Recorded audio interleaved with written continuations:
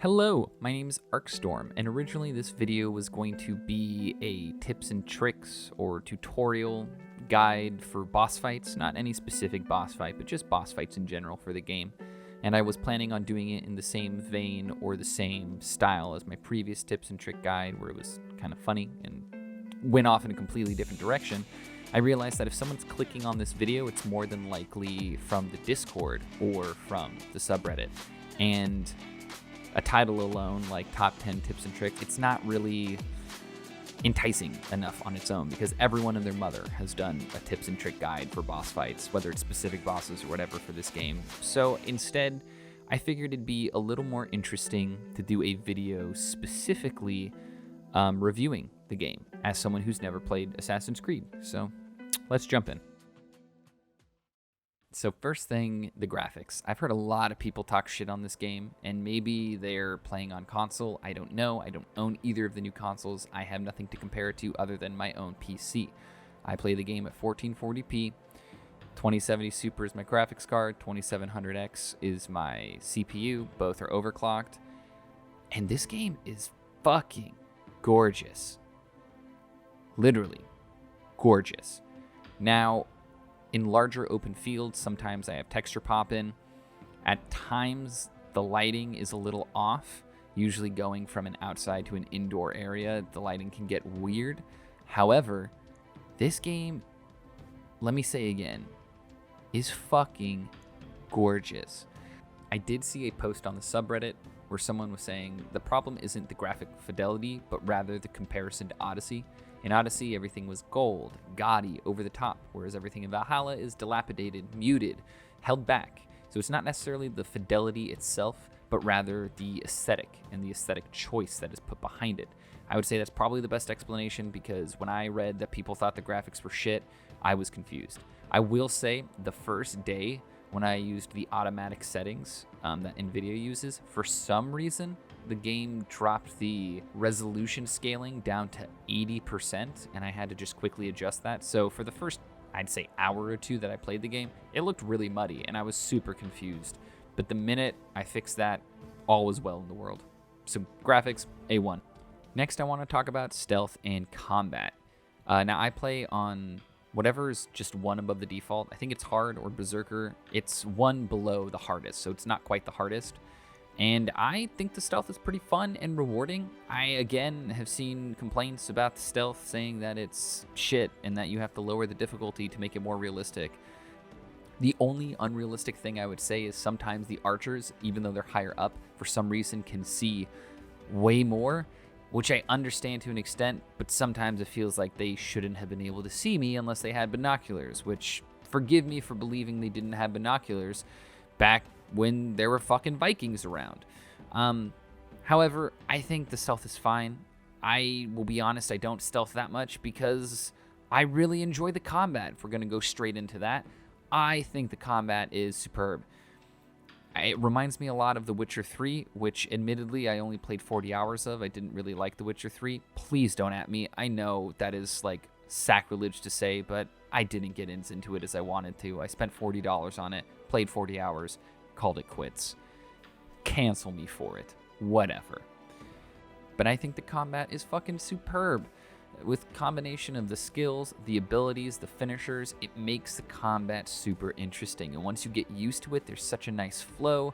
Being able to parry things at the right time, getting a stun attack in, going between your heavy and light melees. I will say as a criticism, you never really lose stamina unless you're dodging a lot, which did happen to me on a couple of the boss fights. But in general, you don't really run out of stamina, which I think kind of defeats the purpose of having a stamina bar. But that is overshadowed completely by the fun factor of the combat itself. I was originally going to complain about the skills. I'm not a big fan of just blindly throwing in skill points and wasting time going down a skill tree path with seemingly no end and landing on skills that may not be productive to my particular playstyle. They have gone back and fixed it. They did an update where now you can see the actual passive skills you're working towards rather than blindly rushing down a path with seemingly no proper end goal. The last three things I want to talk about, specifically in terms of gameplay, is parkour, the leveling system, and the open world. Parkour, not a fan of it.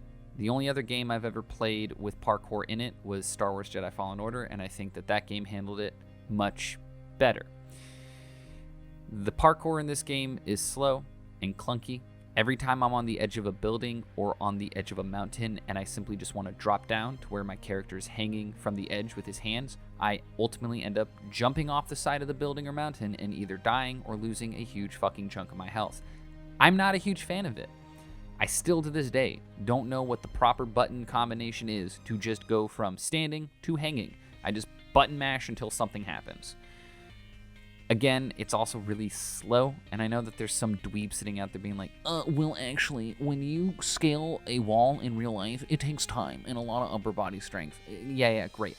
I'm not playing this game for super realism. I'm playing a game for a good, fun experience that doesn't slow down at obnoxious times. And when I have to parkour up the side of a fucking building, it slows down the gameplay and makes it a little unfun, I guess is the best way to put it. So I don't really like the parkour. I try to avoid it whenever possible, unfortunately, to find some of the hidden secrets and shit and to just get around in the game and synchronizing so you can fast travel across the world. You have to parkour, so I kind of deal with it. But I'm just saying, as someone who's never played any other Assassin's Creed game, I fucking hate the parkour in this game with a passion. The leveling is fine. I know Odyssey had this big controversy around double XP potions or something you could buy with real world money because there was weird level gating things. But I do enough of the side missions and the main story missions and enough exploring in the open world that I don't see any sort of level gating if it is there. I haven't heard anyone complain about it, but it feels fine. I get enough skill points regularly for me to feel like I am progressing and leveling up at a normal rate. So, yeah, good on them. The open world itself, I think, is gorgeous. I said that a lot in the graphic area of the review, but it also feels worthy of exploring. Sometimes there's a lot of open worlds with a lot of nothing in it, like Ghost Recon Breakpoint, actually. This doesn't necessarily feel like that. There are times where I'm just traveling from one area to another, and there's certainly nothing to do, but it doesn't feel like it's unlived in. Each town has enough people and enough interactions that it feels alive, and it's interesting. The buildings aren't just copy and pasted left to right. I mean, a few of the raiding areas certainly have some copy and pasted assets, but nothing feels so repetitive that I feel like I've walked into the same building 100 times. For the most part, the open world feels alive, and it feels like it wants to be explored, that there are secrets there that the devs have put in and have taken care and time that you as a player are rewarded, maybe not necessarily with in-game currency or in-game items, but at least with the experience of going out and seeing something unique that adds a certain level of charm to the game. Let's talk about audio and voice acting next. I don't really know what else I can add about audio.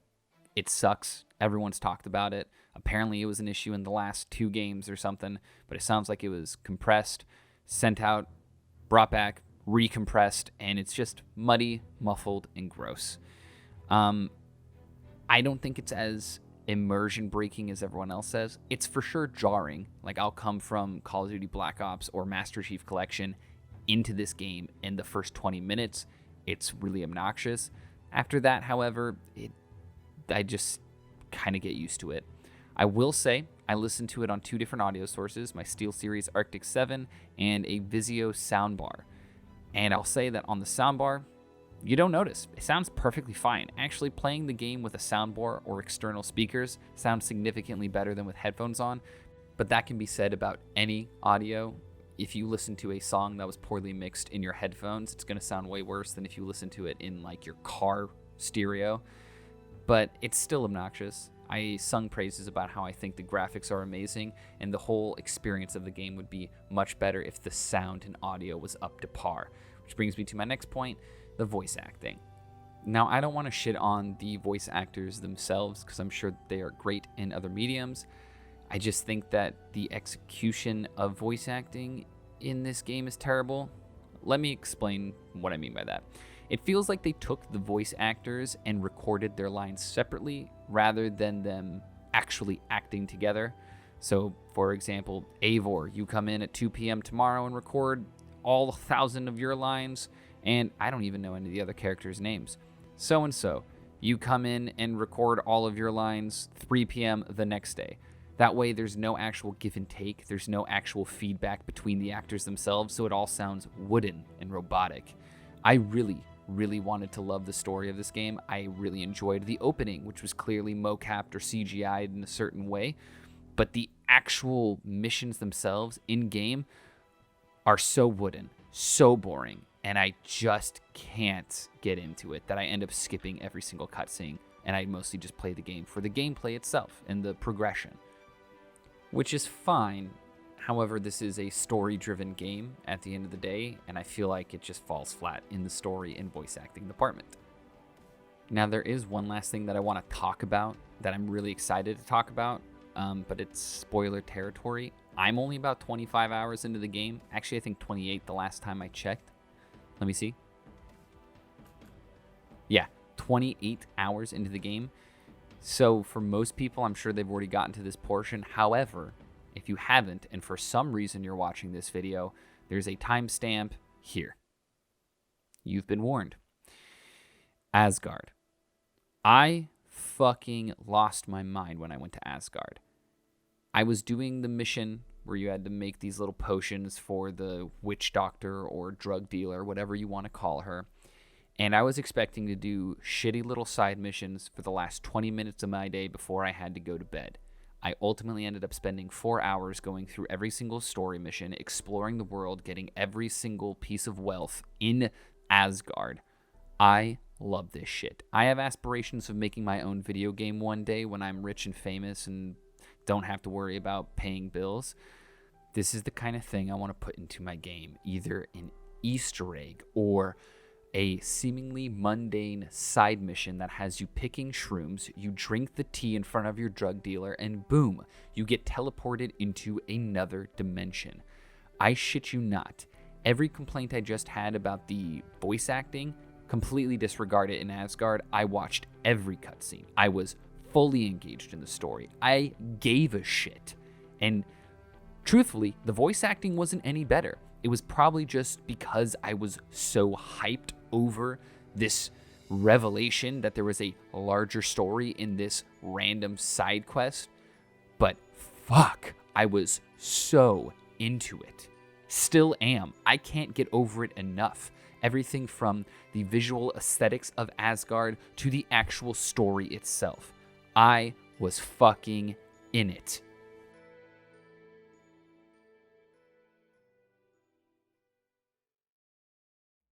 So that's my review of Assassin's Creed Valhalla. I'm not going to give it a rating because that's stupid. Things in life are a lot more nuanced than a fucking number system, and this is no exception. If you enjoy fun combat with, frankly, a decent skill tree and a decent progression system with loot that seems to matter, honestly, it seems to affect the gameplay itself, then yeah, pick it up. If you're someone that's purely looking for an amazing story that's going to change your mind and you're going to get super invested in the characters, other than one particular part of the game, I'd say skip this one. It's not worth it. But ultimately, you know, you've got several ways you can pay for the game. I'm pretty sure it's on Game Pass for like $1. You can get Uplay Plus for $15, or you could pay the game in full, which I think is $60 US, 70 in like Australia or some shit. But I wouldn't say it's a bad game. Some people are painting it as so. I think it's worth at least some portion of your money. But I'm also the guy that played 300 hours of Ghost Recon Breakpoint. If you'd love to hear more about that, let me know. I would love to have a video discussing why I like Ghost Recon Breakpoint and my defense of that. So leave a comment. Let me know if that's something you'd be interested in. Other than that, I hope you guys all stay safe and make good choices.